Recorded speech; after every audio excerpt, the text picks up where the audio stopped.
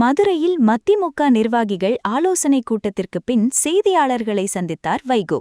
அப்போது பேசிய அவர், மத்திய அரசு PM ஸ்ரீ திட்டத்தின் மூலம் தமிழகத்தில் மும்மொழிக் கொள்கையை திணிக்க முயல்கிறது என்றும், தமிழக அரசு இதனை தடுத்து நிறுத்த வேண்டும் என்றும் வலியுறுத்தினார். மத்திய அரசு எவ்வளவு அழுத்தம் கொடுத்தாலும் மும்மொழிக் கொள்கையை அனுமதிக்கக்கூடாது, மீறினால் தமிழகத்தில் மீண்டும் ஒரு மொழிப்போர் உருவாகும் என எச்சரித்த வைகோ, முதலமைச்சர் விஜய் தமிழுக்காக தியாகம் செய்தவர்களின் வரலாற்றை மனதில் கொள்ள வேண்டும் என்றார். ராமர் இருக்கும் இடம்தான் அயோத்தி என்பதைப் போல காங்கிரஸ் இருக்கும் இடம் மட்டும்தான் மதசார்பின்மை என்பதல்ல. மமதா பானர்ஜி போன்றோரும் மதசார்பின்மையை முன்னெடுத்து வருகிறார்கள். மதிமுகவின் வாக்கு வங்கி அப்படியேதான் உள்ளது.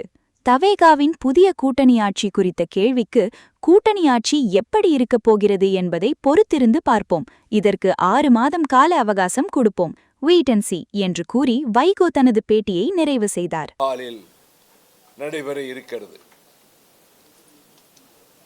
மறுமலர்ச்சி திராவிட முன்னேற்ற கழகத்தில் 3 துணை பொதுச் செயலாளர்களுக்கு தேர்தல் நடத்த வேண்டிய சூழ்நிலை இருப்பதால் அது குறித்த அறிவிப்பை இன்றைக்கு நாங்கள் வெளியிட்டிருக்கிறோம். இந்த 25ஆம் நாளிலிருந்து வேட்பாளர் விண்ணப்பங்களை ₹250 செலுத்தி பெற்றுக்கொள்ளலாம்.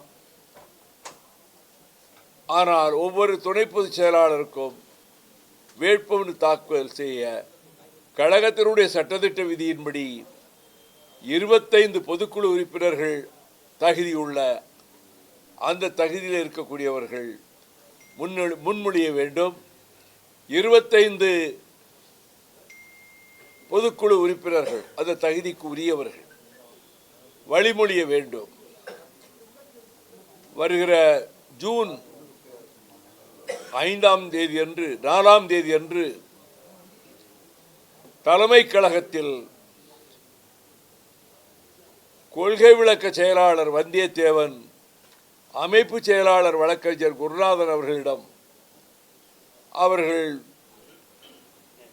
வேட்புமனுக்களை தாக்கல் செய்யலாம் என்று அறிவித்திருக்கிறோம்.